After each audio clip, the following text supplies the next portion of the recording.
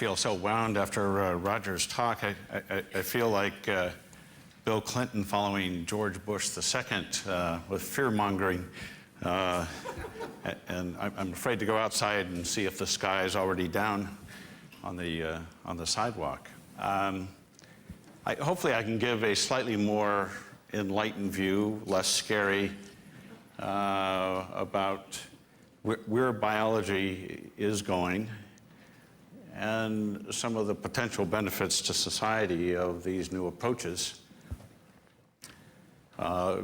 This slide is, I was told I had to be provocative. I figured after seeing Roger's abstract, I didn't want to be any more scary than just showing up here. But we're entering a new era based on something that happened around 11 years ago when we learned to decode life. While there had been some viruses sequenced before this, this is when we decoded the first genome of a living organism. And we spent pretty much the last decade learning how to do this. We did 3 species by early 2006, by 1996. Then it just expanded. The government started pouring money into this new idea, and we advanced from every major human pathogen to plants, to insects, to animals, to human in the year 2000. So between 95 and 2000, there were 47 genomes added. And then we're still growing very rapidly.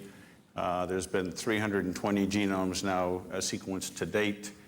But just as a side project funded by the Gordon and Betty Moore Foundation, we're doing 130 genomes from the environment this year.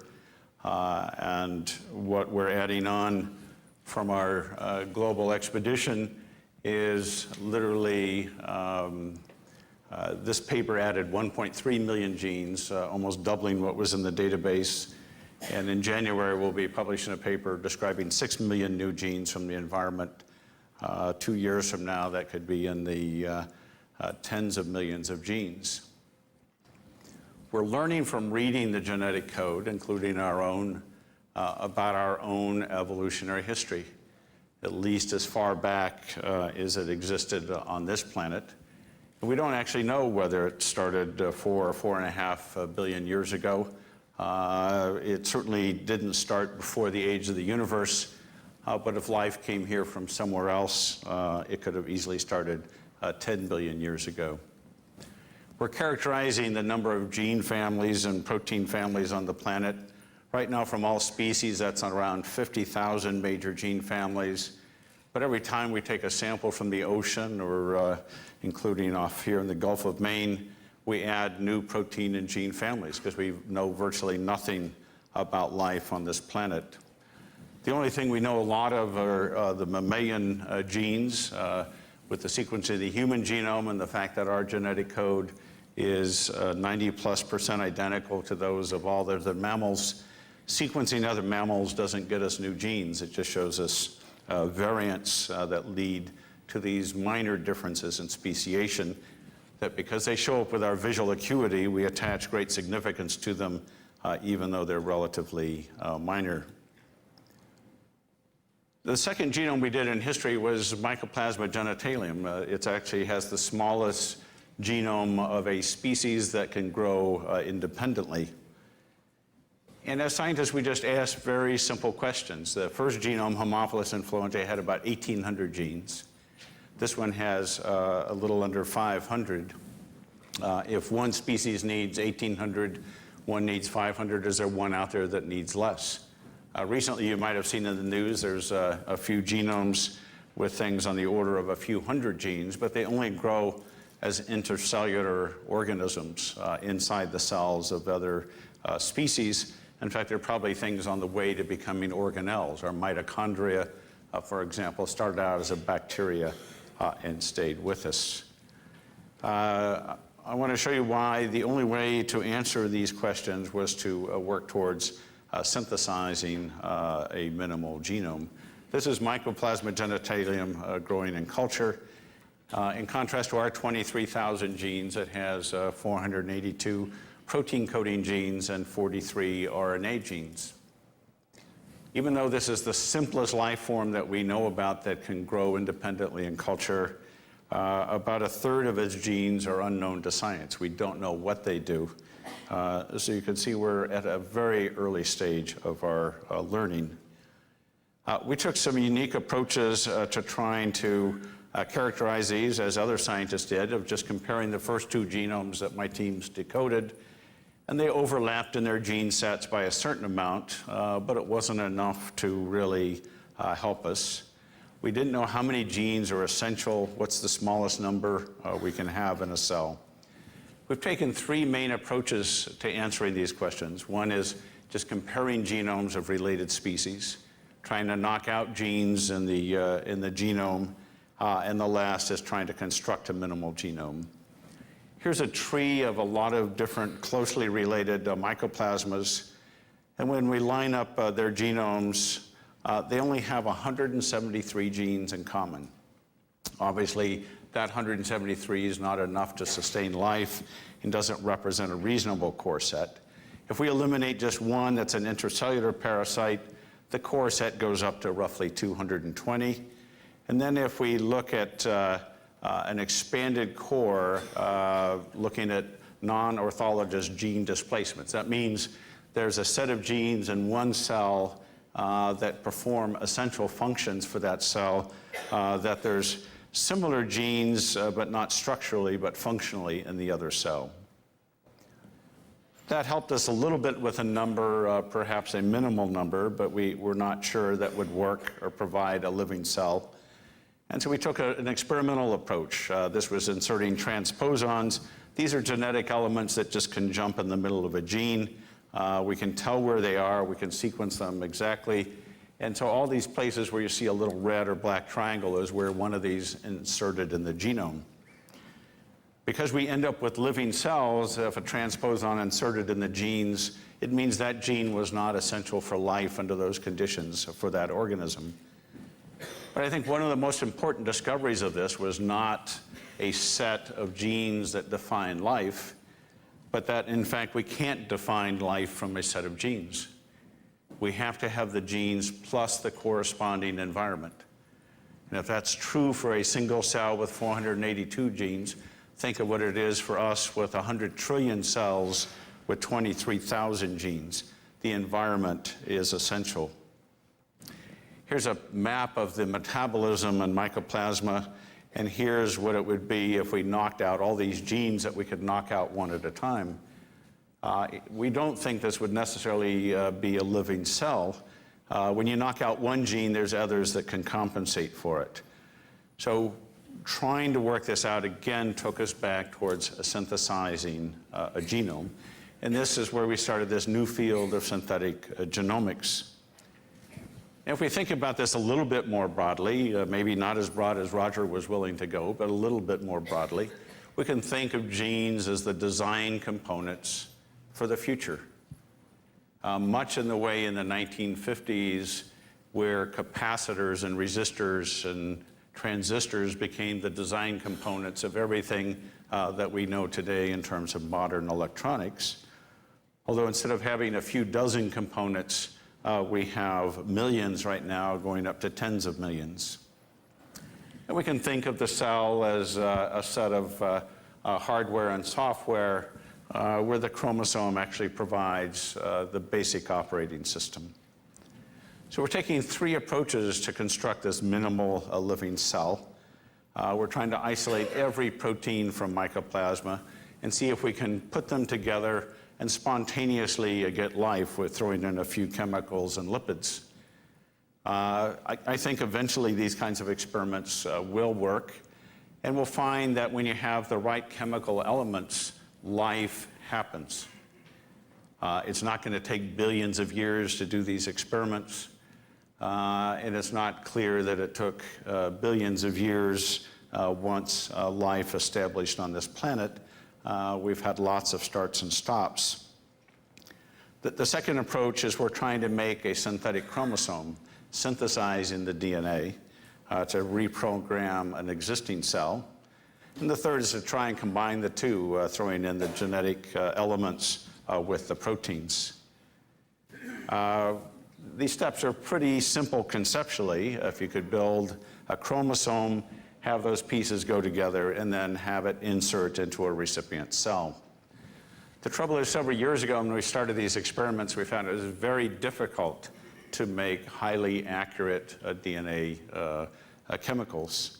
It's definitely, even though you can buy the tools, this is not something that's quite ready to be the first one on your block to build a virus. We developed some new techniques that allowed us to go from the digital world of DNA in the computer to making a small piece of DNA that was able to start forming a bacteriophage, a virus that kills bacteria. So just by inserting this piece of DNA into a cell, the cell started using that as a new template to produce viruses. This is the Phi-X174 phase that kills bacteria, reconstructed from an electron micrograph. So this is a case where the software can actually build its own hardware. That's how our cells come about. That's why we exist. Our hardware, our bodies, was driven by DNA going to RNA, making these proteins. Last year I had to provide a Senate testimony on the concerns of this, and this is sort of where we are today. Virtually any virus that's been sequenced in the public domain can be made today. The DNA can, the virus won't necessarily. And it's important to put caveats on this. So even though it's possible to make things like Ebola DNA or even smallpox DNA, that DNA is not infective. It would not follow along the same experiments we did with Phi-X174.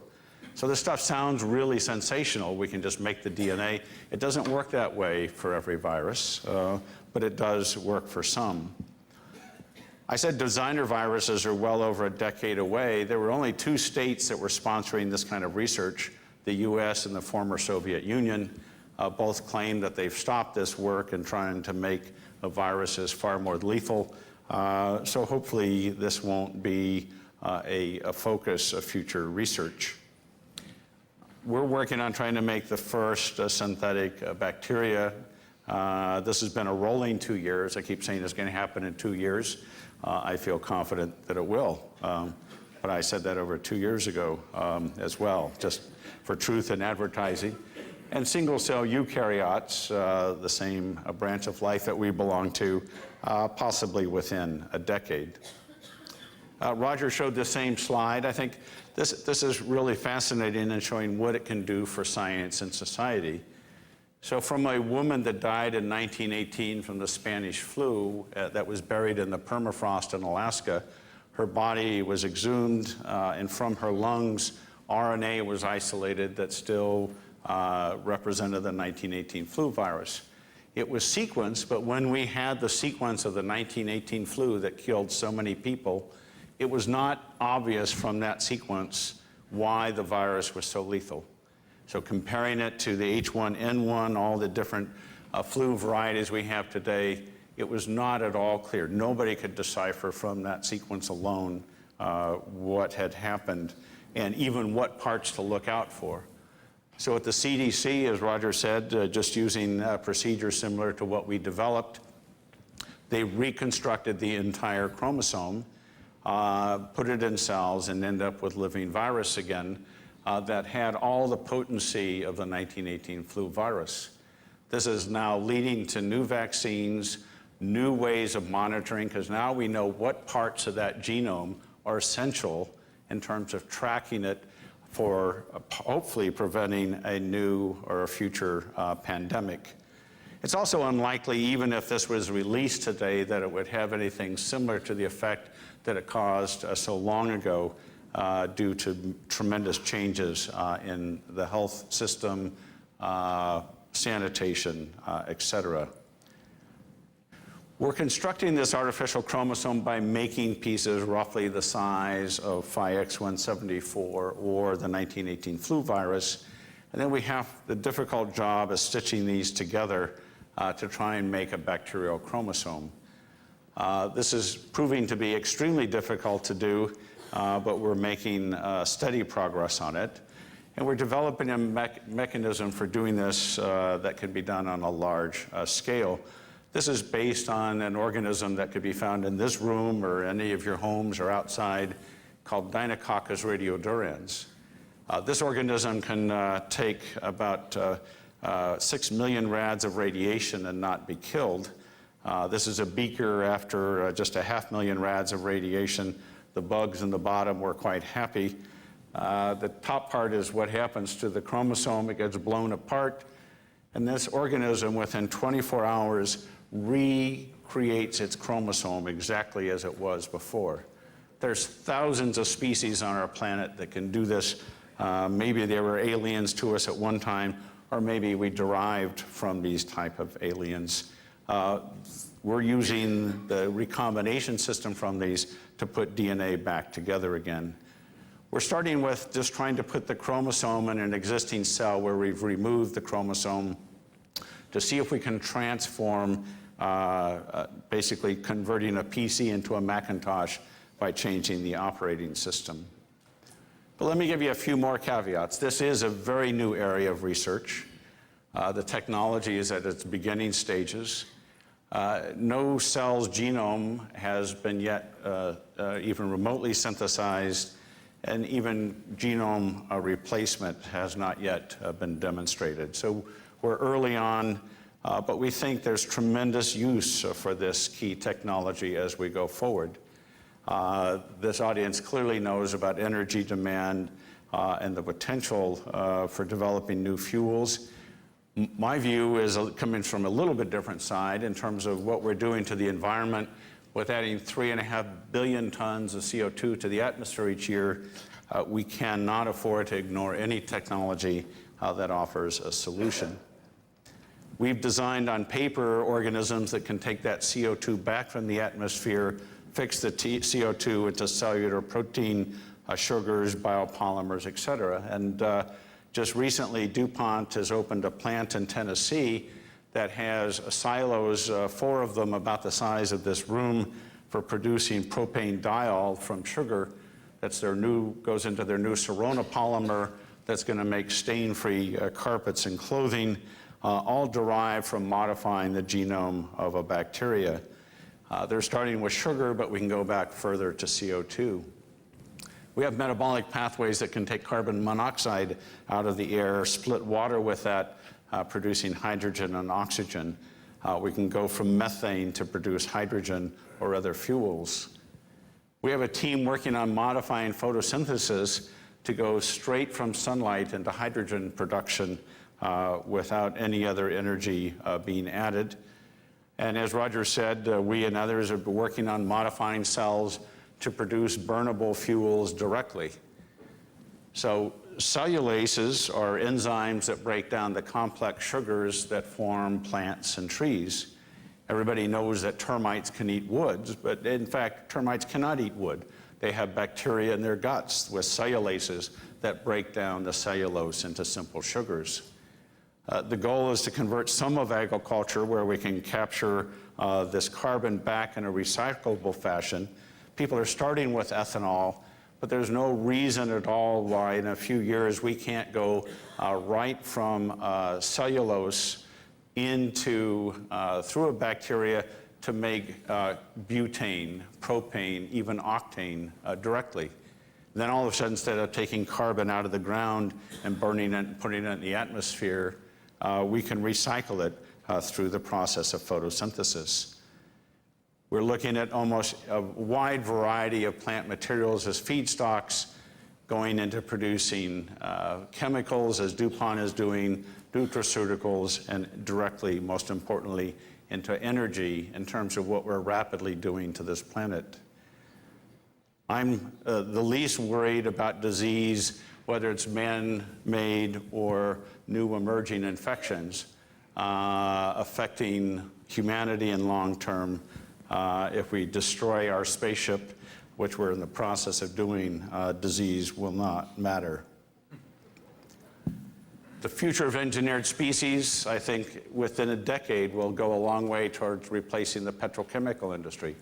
DuPont was formed to convert oil into products. They're now switching to sugar, hopefully a major source of energy and bioremediation. We're one of the first in history to stop experiments to ask ethical questions before proceeding. In 1999, the result of a year-and-a-half study at our funding at the University of Pennsylvania Bioethics Institute concluded that the approaches we were taking to making the first synthetic cell, or a first synthetic cell, were reasonable and we should proceed. They did mention the cautions that Roger has emphasized in terms of concern about biological warfare, but there's more people killed a month by lightning strikes in the US than there have been from biological warfare events in the last 50 years in this country. I think we can try and keep things in somewhat perspective. The Sloan Foundation has funded us, along with MIT and the Center for Strategic and International Studies, to review lab procedures and make recommendations to the government and others going forward. This has been going on for the last year or so. We've had a series of meetings around the country, and this fall we're having a large invitational meeting. If any of you are interested, that's the website, Michelle Garfinkel at the Venter Institute. Looking at risk applications, looking at risk-benefit ratios, and approaches for decision makers as this new science starts to lead us in exciting new directions for our society. This is some of the team. Ham Smith, the Nobel laureate, has been my long-term partner in science, along with Clyde Hutchison, are leading this team on the first synthetic chromosome. Thank you very much.